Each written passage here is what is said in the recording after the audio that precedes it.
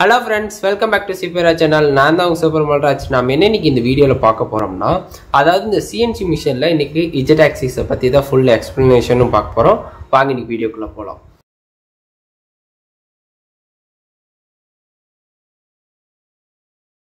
First வந்து பாத்தீங்கன்னா நான் CNC மிஷின் வந்து பாத்தீங்கன்னா ஓனா பில்ட் பண்றேன்னு சொல்லி நிறைய வீடியோஸ் எல்லாம் போஸ்ட் பண்ணிருக்கேன். சோ அது எல்லாமே மேல வந்து பாத்தீங்கன்னா ஒரு ஐகான்ல பிளேலிஸ்ட்ல தர நீங்க வேணா போய் செக் பண்ணி பார்த்துக்கலாம்.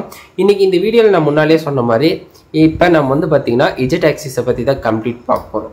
சோ இந்த CNC மிஷின்ல மொத்தம் வந்து பாத்தீங்கன்னா மூணு ஆக்சிஸ் இருக்கும், X Y Z. இதுல வந்து பாத்தீங்கன்னா Y axis இப்படி இருக்கும், X axis வந்து பாத்தீங்கன்னா லெஃப்ட் அண்ட் ரைட் போயிட்டு வர மாதிரி இருக்கும், Z axis வந்து பாத்தீங்கன்னா அப் அண்ட் டவுன்.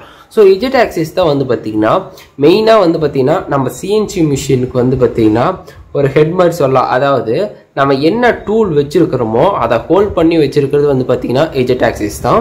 ஸோ இப்போ இதுதான் வந்து பார்த்தீங்கன்னா Z axis இந்த மிஷினில். ஸோ இது மேலே அப் அண்ட் டவுன் போயிட்டு வரும். ஸோ இந்த மிஷின்ல ரெண்டு இது இருக்கு. ஒன்று வந்து பார்த்தீங்கன்னா CNC பிளாட்டர் மிஷின் மாதிரி யூஸ் பண்ணிக்கலாம், அதாவது பென் வச்சு யூஸ் பண்ணிக்கலாம். இன்னொன்று CNC ரவுட்டர் மிஷின் மாதிரி, அதாவது பக்கத்தில் இருக்க மோட்டரில் ஸ்பிண்டில் போட்டு நம்ம யூஸ் பண்ணிக்கலாம். ஸோ இது வந்து பார்த்தீங்கன்னா இதுன்ட்டு இல்லை, ஒருவேளை லேசர் வைக்கலாம், பிளாஸ்மா, இந்த மாதிரி என்ன விதமான டூல் நமக்கு தேவையோ அது வந்து பார்த்தீங்கன்னா Z axisல தான் வந்து பார்த்தீங்கன்னா நம்ம ஃபிக்ஸ் பண்ணுவோம். ஸோ இதே CNC லேத்து அதெல்லாம் வந்து பார்த்தீங்கன்னா அது பாடி ஸ்ட்ரக்சரே மாறும். பட் இது வந்து பார்த்தீங்கன்னா CNC ரவுட்டர் மிஷின் தான். ஸோ இது சைடில் தான் வந்து பார்த்தீங்கன்னா இந்த CNC பிளாட்டர் மிஷின் மாதிரி இந்த பென்னு வச்சது நான்.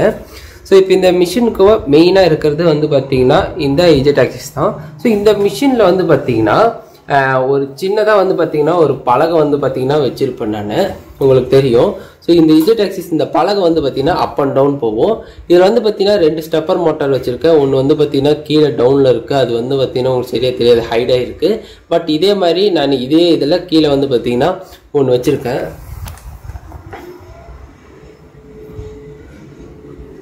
ஸோ இப்போ உங்களுக்கு தெரியும்னு நினைக்கிறேன் அந்த மோட்டரு. ஸோ இப்போ இது பிரகாரம் வச்சுருக்கேன். ஸோ இதில் வந்து பார்த்தீங்கன்னா இதில் டைமிங் பெல்ட் வந்து பார்த்தீங்கன்னா இந்த இடத்துல வந்து பார்த்தீங்கன்னா கனெக்ட் பண்ணியிருக்கேன். ஸோ அதுவும் உங்களுக்கு சரியாக கிளியராக தெரியல. ஸோ இப்போ இங்கே வந்து பார்த்தீங்கன்னா இந்த டைமிங் பெல்ட் வந்து பார்த்தீங்கன்னா இங்கே ஸ்க்ரூ வச்சு நான் முறுக்கியிருக்கேன். இதில் வந்து பார்த்தீங்கன்னா ஒரு அலுமினியம் எல்லு, இதில் வந்து பார்த்தீங்கன்னா இந்த அலுமினியம் எல்லு. ஸோ இதில் வந்து பார்த்தீங்கன்னா மோட்டர் கீழே வந்து பார்த்தீங்கன்னா ஸ்க்ரூ பண்ணியிருக்கேன். ஸ்க்ரூ பண்ணிட்டு இது வந்து பார்த்தீங்கன்னா ஸ்பிண்டல், இது வந்து பார்த்தீங்கன்னா நல்லா ரொட்டேட் ஆகும்.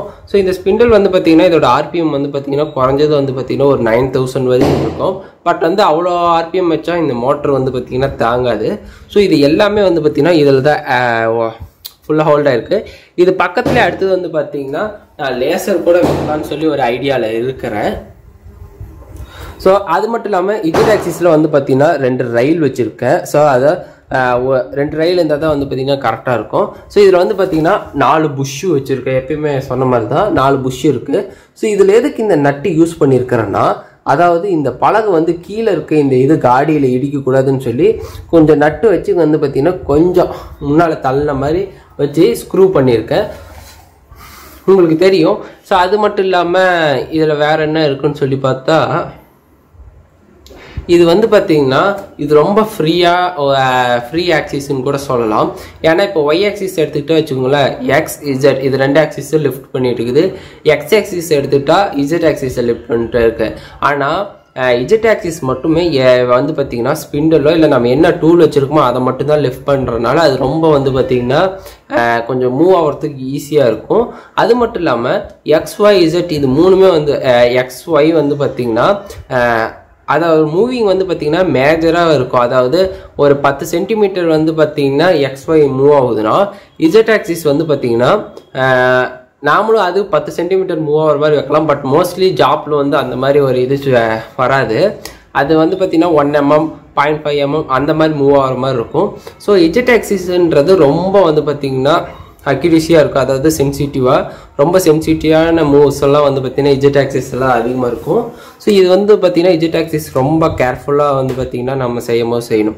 ஸோ இந்த வீடியோவில் ஏதாச்சும் டவுட் இருந்தால் கீழே கமெண்ட்டில் கேளுங்க. இந்த மாதிரி நிறைய வீடியோ நம்ம சேனல் இருக்குது. CNC பற்றி எல்லா வீடியோஸும் மேலே ஐக்கானில் தர நீங்கள் வேணா போய் செக் பண்ணிக்கலாம். இந்த மாதிரி அடுத்த புது வீடியோட உங்களை திரும்ப சந்திக்கிறேன். அதுவரை உங்ககிட்ட இருந்து விட Subramanian. Thank you friends, see you later.